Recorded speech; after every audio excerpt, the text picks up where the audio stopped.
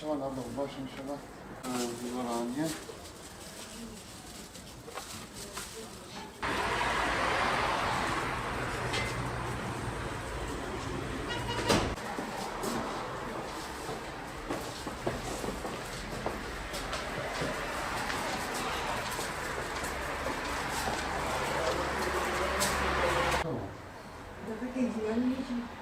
Hayırlı günler.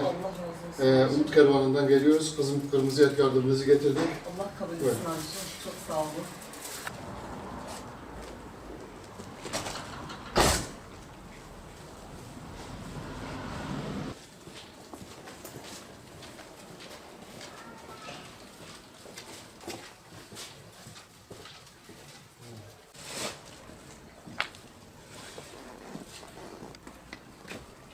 Selamünaleyküm abla.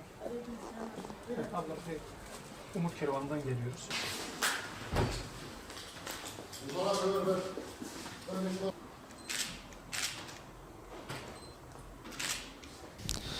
Öncelikle Rabbimize hamd ediyoruz.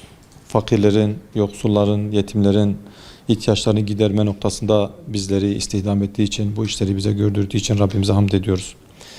Bu anlamda bu yetimlere, fakirlere, yoksullara yardım elini uzatmamıza vesile olan hayırseverlerimizden Allah razı olsun. Batman Umut Kervanı olarak yılın 12 ayı yetim, muhtaç ve ihtiyaç sahiplerinin yardımlarına ulaşma noktasında, kendilerine yüreklerine dokunma noktasında faaliyetlerimiz kesintisiz bir şekilde devam etmektedir.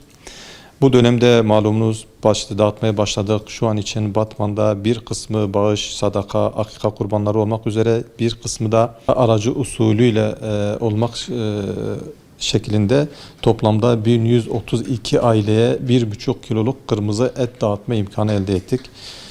Bu yönde bize katkı sunan, bize kurbanlarıyla, sadakalarıyla, akika kurbanlarıyla bizlere katkı sunan hayırseverlerimizden Allah razı olsun.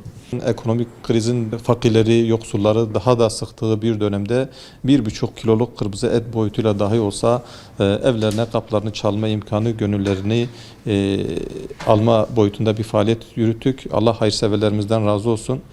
Ocak ayı içinde yıllık planlamamızda fakir ve yetimlere dönük gıda yardımı dağıttığımız olacak. Bu anlamda sizin aracılığınızla bir kez daha çağrıda bulunmak istiyoruz.